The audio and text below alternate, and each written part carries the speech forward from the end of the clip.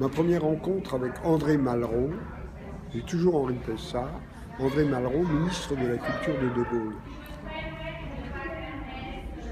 Ceci se passait en 1959.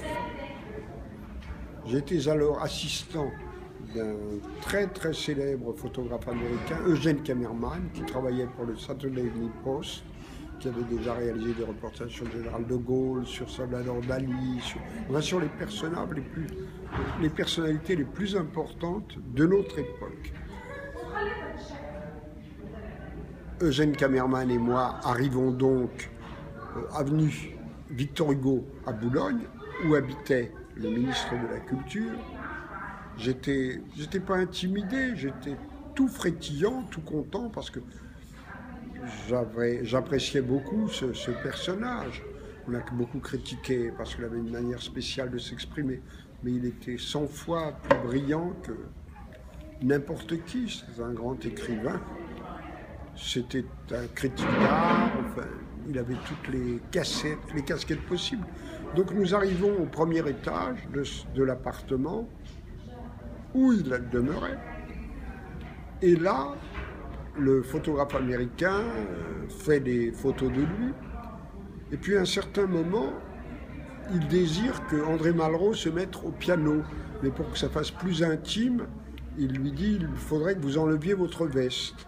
Alors, Malraux enlève sa veste et il portait des bretelles. Évidemment, il n'était pas question de le photographier avec ses bretelles. Alors sa femme, qui s'appelait Madeleine,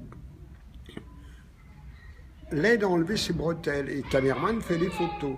Vous auriez vu la tête de Malraux, il était blême. C'était un crime de lèse-majesté, le photographier en train de se faire enlever les bretelles.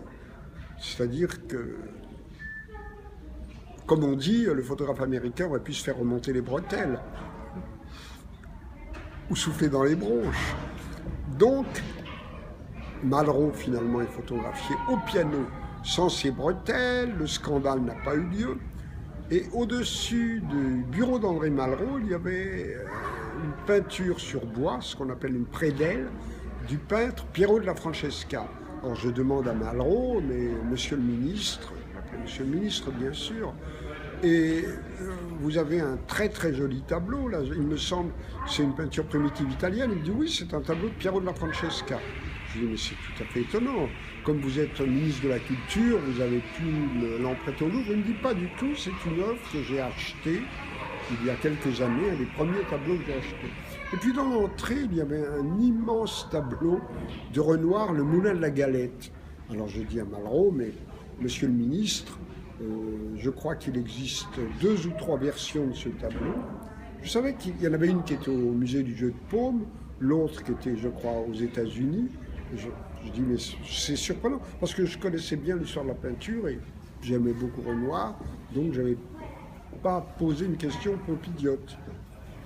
Malraux me dit, mais non, mais quand on aime un peintre, on peut demander à ce qu'on en fasse une très très belle reproduction. Et j'avais demandé à un artiste de réaliser pour moi cette version du Moulin de la Galette. C'est l'homologue absolument de l'autre. Et à ce moment-là, ça m'a convaincu qu'on pouvait avoir chez soi la reproduction d'une œuvre d'art, alors que j'étais totalement opposé. Et quelques temps après, on va dire grâce à Malraux, je vois dans la vitrine d'un magasin qui s'appelait Braun, reproduction d'œuvres d'art, un tableau qui représentait une œuvre pour laquelle j'avais eu le coup de foudre, La femme à la perle de Vermeer ou La femme au turban. Il y a eu des livres, il y a eu des tas de trucs. Maintenant, c'est rentré dans le domaine public, un peu comme la laitière qui fait de la publicité pour les yaourts, machin. Et là, j'ai acheté cette œuvre, je l'ai encadrée et j'avais choisi pour mon cadre un certain velours d'un certain bleu, mais un peu dense, parce que je pensais que ce bleu, au fil des années, allait rejoindre la couleur du turban. Et c'est ce qui s'est passé. En 50 ans, eh bien en 50 ans, ça ne rajeunit pas mes pauvres monsieur, en 50 ans, le cadre est devenu le complément indispensable par sa couleur du turban de la femme à la perle.